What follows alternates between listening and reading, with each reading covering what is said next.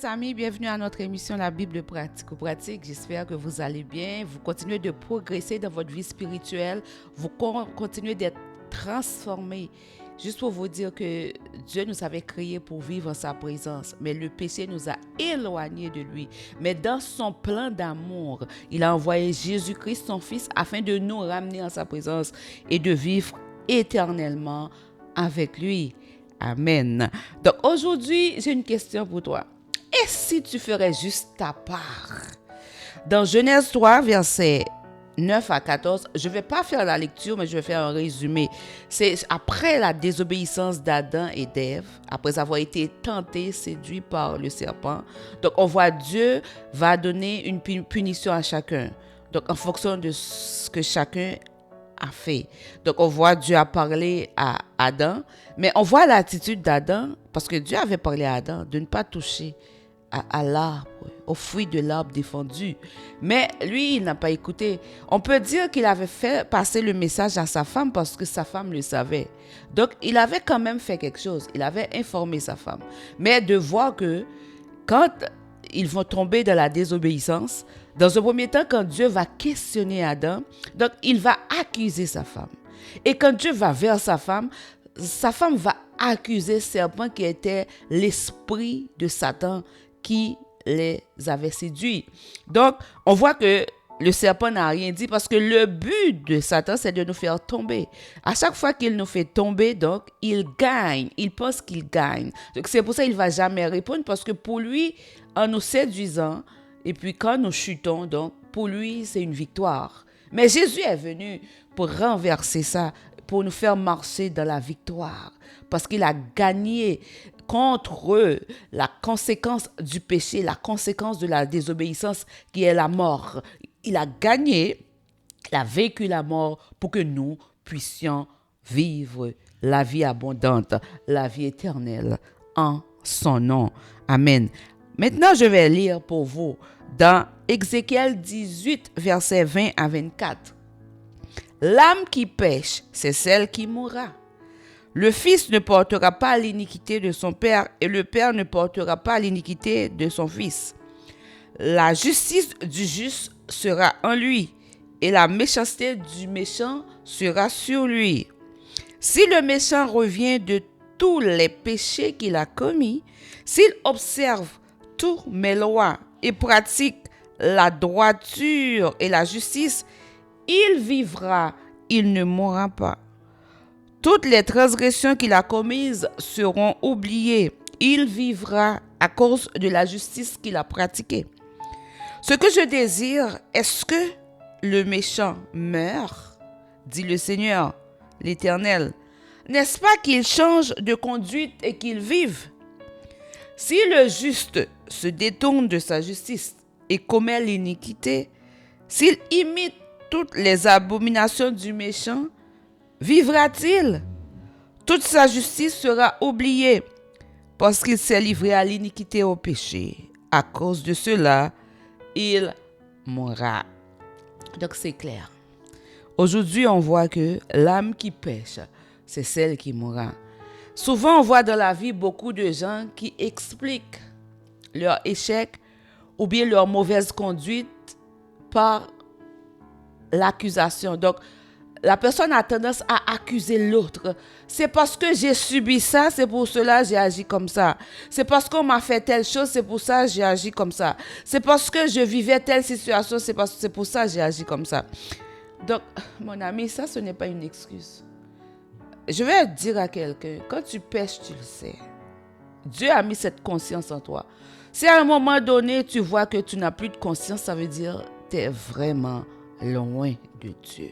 Parce qu'il a mis cette volonté en nous de choisir le bien ou le mal. Si on voit toujours dans le livre de la Genèse, à un moment donné, Caïn allait tuer son frère. Dieu lui avait donné ce choix en lui disant, Caïn, le péché est à ta porte. Domine sur lui. Donc ça veut dire, Dieu donne à chacun cette capacité de dominer sur le péché. De n'être pas esclave du péché. Mais souvent, on va se laisser aller Et on va toujours trouver des excuses pour justifier. J'étais abandonnée, il me manque d'amour, plein d'affaires, ou j'avais un besoin. Donc, tu vas toujours trouver quelque chose pour justifier. Mais juste pour te dire, mon ami, l'âme qui pêche, c'est celle qui mourra. Peut-être que tu vas aller, comme Adam avait fait, accuser Ève. Mais toi, tu savais que ce que tu faisais, ce n'était pas correct. Tu aurais pu dominer sur le péché, ce que tu n'as pas fait. Je m'adresse à quelqu'un aujourd'hui qui, par faute de connaissance, ou bien qui s'est laissé juste aller et qui est tombé dans beaucoup de choses abominables. Mais je veux te dire, si tu te repens aujourd'hui, ces choses du passé seront oubliées. Tu vas être justifié par le sang de Jésus. Tu vas être lavé. Et à quelqu'un d'autre, si tu avais une bonne conduite, tu t'es laissé égarer, séduit par ce monde, et que maintenant tu mènes une vie de débauche, une vie de péché. Sache que, mon ami, ce que tu as fait avant ne compte plus. C'est ton état dans lequel tu te trouves maintenant qui compte. Je t'invite à sortir du péché, à sortir de la désobéissance et à revenir à Dieu. C'est un Dieu de compassion. Donc, on voit dans la parabole de l'enfant prodigue, c'est un enfant qui était aussi à la maison, mais à un moment donné, qui a quitté la maison pour aller vivre dans les débauches. Mais à un moment donné, il s'est rentré en lui-même. Il a pris le chemin du retour vers le Père. On n'a pas vu un père qui le blâmait. Il a juste reçu cet amour qui est vrai, qui est pur. Je veux dire à quelqu'un qui avait une bonne conduite, qui aimait Dieu, qui avait la foi, et qui à un moment donné a fait un détour et est allé dans beaucoup de choses, dans le péché. Ce cœur du Père, qui est Dieu, le Dieu d'amour, t'attend encore. Tu peux y revenir à la maison. Il y a encore une place pour toi. Il veut faire une nouvelle alliance avec toi. Il veut mettre son anneau. Il veut enlever les habits du péché qui est sur toi maintenant. Il veut t'habiller avec un nouveau manteau, un manteau de gloire. Et si tu ferais juste ta part, mon ami, peut-être que tu es en train de justifier ta situation. Ce n'est pas la bonne chose à faire. La bonne chose, c'est de te repentir et de retourner dans la maison.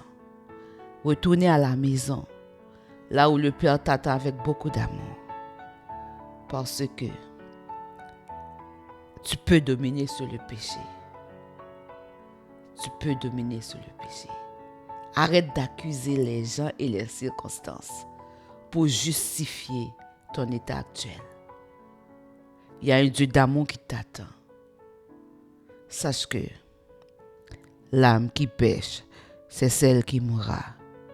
Mais Jésus est venu pour te donner la vie en abondance. Il a vécu la mort pour toi. Reviens dans la présence de Dieu. Le sang de Jésus va te laver, va te rendre pur. Et comme cela, tu ne mourras pas. Tu vivras éternellement.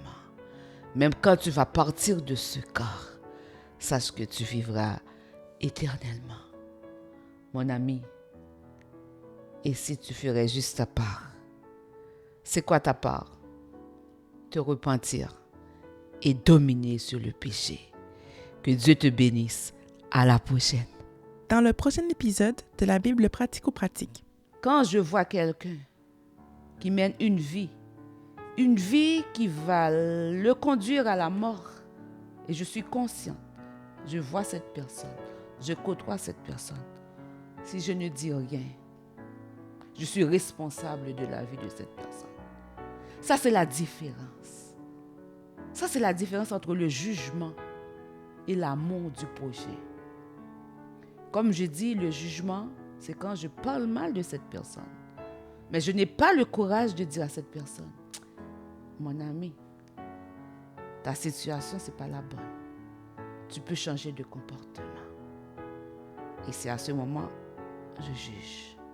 Et si j'agis comme ça, quelqu'un aussi va me juger. Mais si j'agis par l'amour, cette âme, cette vie va être sauvée. Mais je vais faire la volonté de mon Dieu. Le jugement, en fait, c'est quand je n'ai pas le courage de dire à la personne, mon ami, n'emprunte pas ce chemin, car ce chemin te conduira à la mort éternelle. C'est quand j'ai le courage de dire, prends le chemin de la repentance et gagne sur le péché et tu auras la vie éternelle.